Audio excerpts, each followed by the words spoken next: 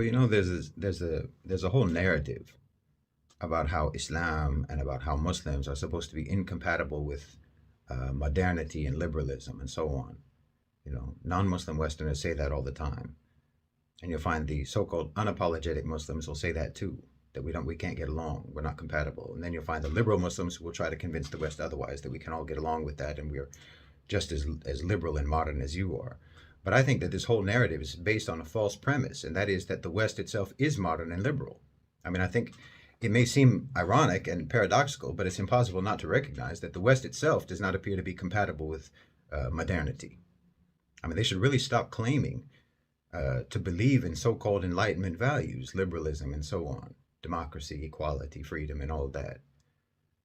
Because all it does is emphasize how poorly they have ever manifested these values, and how far they actually are from manifesting these values in their societies in real life today. I mean, they keep talking about it, and that just makes their failure all the more conspicuous. It'd be like me talking about, my great pompadour hairstyle. There's nothing there.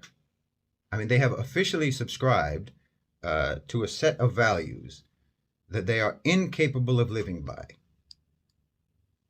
And this just makes it inevitable that their whole society, that their whole so-called civilization, can only be sustained through incessant, uninterrupted, non-stop lying. That's what they do. I mean, it's uncanny. Any country that is sort of heralded or that claims for itself that it's the highest achiever in modernity and Enlightenment values and so on, that will always be the country that's actually the most dismally failing to achieve those values in their society. I mean, look at just the issue of gender equality, for example. That's supposed to be one of the values or one of the principles that reflects modernity, right? That's the idea being that the more modern and advanced a society is, the greater the gender equality will be. That's the idea. Patriarchy is a relic of, primitive societies like our societies, Muslim societies. That's the narrative. Well, okay. According to the EU Gender Equality Index of 2022, which is compiled by the European Union's or the European Institute on Gender Equality, Sweden ranks as the least patriarchal country in Europe, the most gender equal country on the continent. Sweden also happens to have the highest incidence of rape in Europe, and it's dramatically higher than even the next highest ranking European country, which is Belgium. There's roughly 90 rapes per 100,000 people in Sweden versus less than 40 per 100,000 in Belgium. So it's twice as much. It's a massively worse rate in Sweden, the most gender equal country in Europe. I mean, I think maybe only Botswana has a higher rate, with maybe 10 more rapes per 100,000 than Sweden. And that's literally the highest rate of rape in the world. And before you say, oh, it's because of all the immigrants, right? That's what they'll say. The immigrants, especially from the Muslim world, from Sweden, from Syria and Iraq and so on. But no, Sweden has been having the highest incidence of rape in the continent and sexual assault since at least the 1990s. It's always been the highest rate. And most immigrants into Sweden, until very recently, were all coming from other European countries, like Finland. So no, that's not it. And the figures on rapes by immigrants have been misreported, and that's been acknowledged even by the police in Sweden. So the least patriarchal society in the world also has the second highest rates of sexual assault and rape in the world. So apparently, rampant female victimization is a manifestation of gender equality. The less male-dominated the society is, the more unsafe it is for women. Why, it almost looks like feminism is misogynistic. And of course, Sweden isn't the only example. I mean, across the West, across Europe, the safety and well-being and the dignity of women has become more and more fragile as those societies unsuccessfully grapple with modernity and liberalism.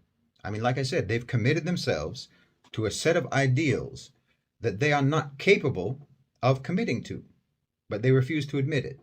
And their societies are paying the price, and women are paying the price because they can't just face the fact uh, that they don't actually believe in the things that they say they believe in. I mean, over 20% of women in the UK are on antidepressants. And just under half of all women, again in the UK, are on some kind of psychotropic medication, whether that's antidepressants or antipsychotics or anti-anxiety medications or mood stabilizers or, you know, what have you. They're the most medicated people on earth, and they're plagued by body image issues in the societies that supposedly liberated them from objectification. 13% of women have contemplated suicide because of how they look or how they feel about how they look, and 10% of them have actually self-harmed because of the negative feelings they have about how their bodies look.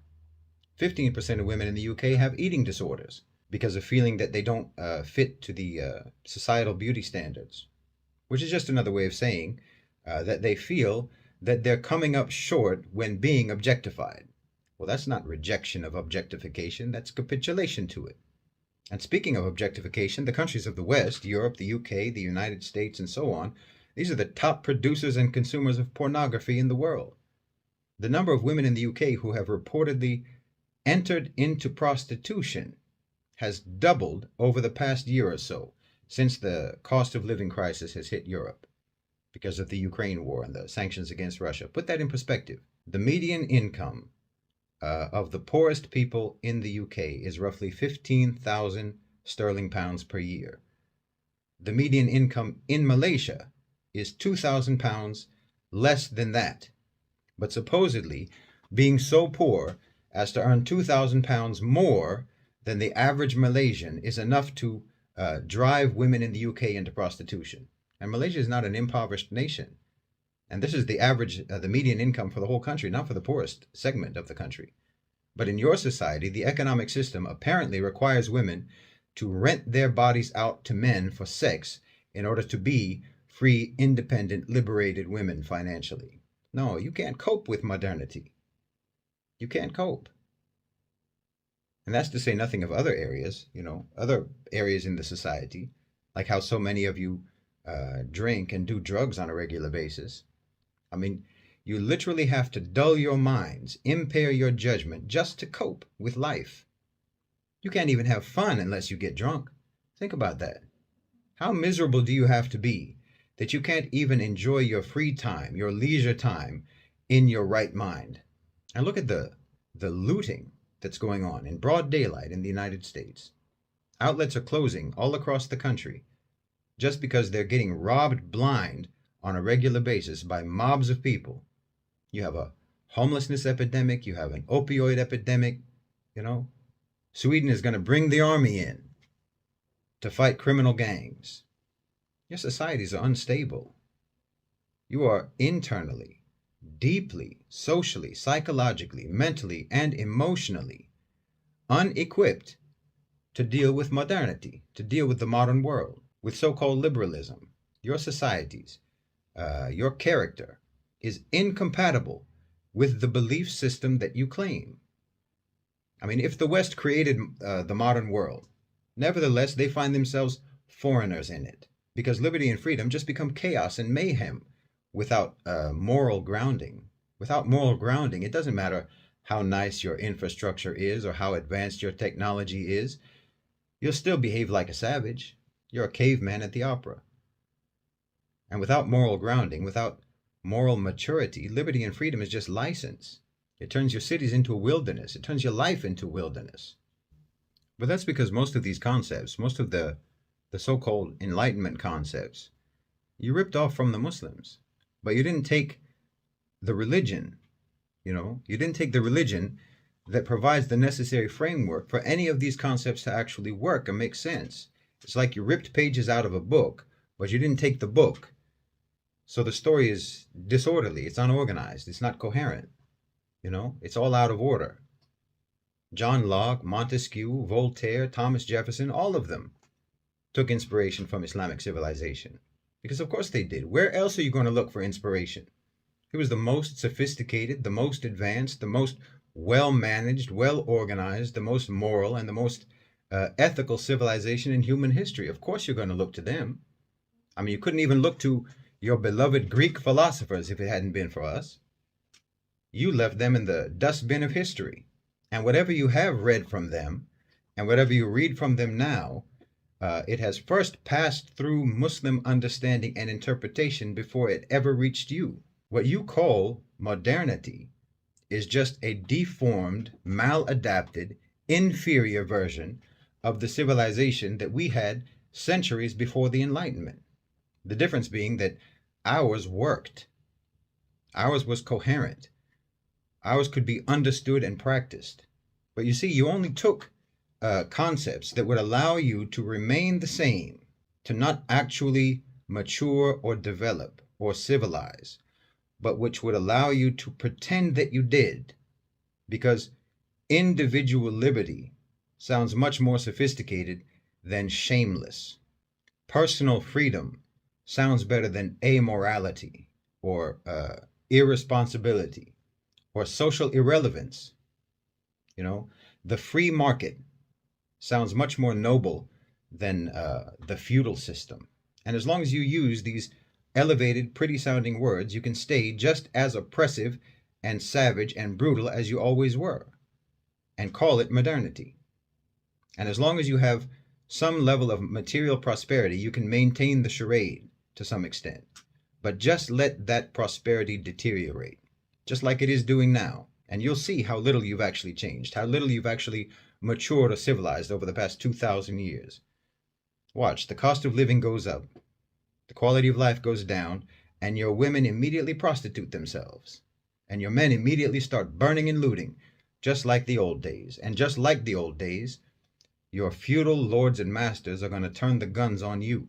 And then you'll know what your so-called civilization really is, what your societies really believe in. And it isn't liberalism and it isn't modernity, I can tell you that. It isn't democracy and it isn't freedom. It's predation and subjugation and exploitation and brute force. It's do as you're told.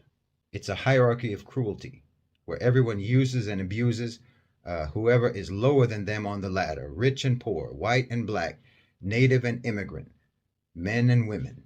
And it's going to be a harsh awakening for everyone who thought that they lived in an advanced civilization or who thought that the Muslims were the ones who were incompatible with the modern world.